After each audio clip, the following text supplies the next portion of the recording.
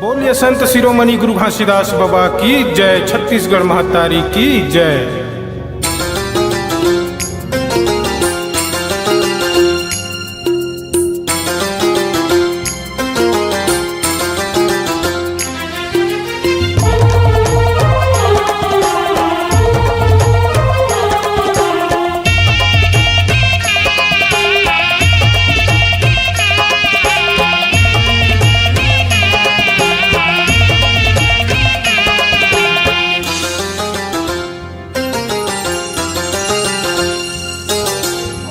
गुरु के बानी अगम दहरा जी, तोरे हीरा जी नगानी। चमकाले भैया जी तोरे हीरा जी नगानी। गुरु के बानी अगम दहरा जी, तोरे हीरा जी नगानी। चमकाले भैया जी तोरे हीरा जी नगानी। चमकाले भैया जी तोरे हीरा जी नगानी।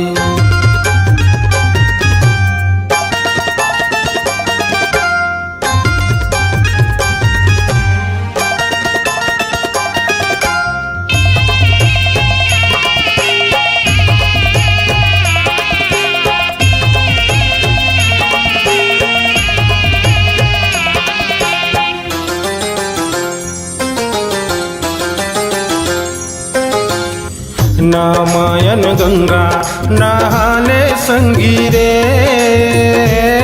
तोरे काया तर जाही। नहाले संगीरे काया तोरे तर जाही। नामायन गंगा नहाले संगीरे, तोरे काया तर जाही। निर्मोही भैया गामया सकरी माँ बांधे। निर्मोही भैया गामया सकरी माँ बांधे। गुरु के पानी अगम दहरा जी, तोरे हीरा जी नगानी। चमकाले भैया जी तोरे हीरा जी नगानी। चमकाले भैया जी तोरे हीरा जी नगानी।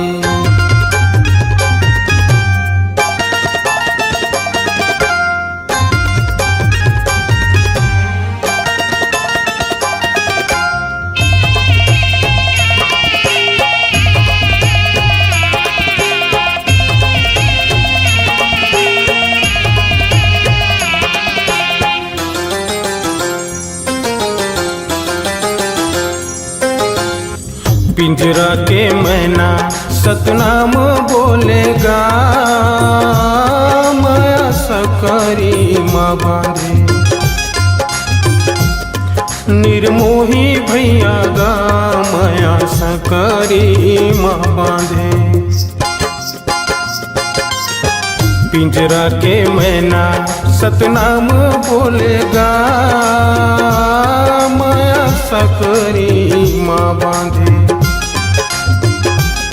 निर्मोही भैया गा माया सकरी माँ बांधे। निर्मोही भैया गा माया सकरी माँ बांधे। पिंजरा के मैना सतनाम बोलेगा, माया सकरी माँ बांधे। निर्मोही भैया गा माया सकरी माँ बांधे। पिंजरा के मैना सतनाम बोलेगा, माया सकरी माँ बांधे।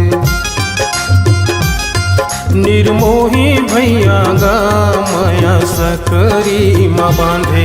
निर्मोही भैया गा माया सकरी माँ बांधे। निर्मोही भैया गा बांधे निर्मोही भैया गामया सकरी म बांधे निर्मोही भैया गामया सकरी माँ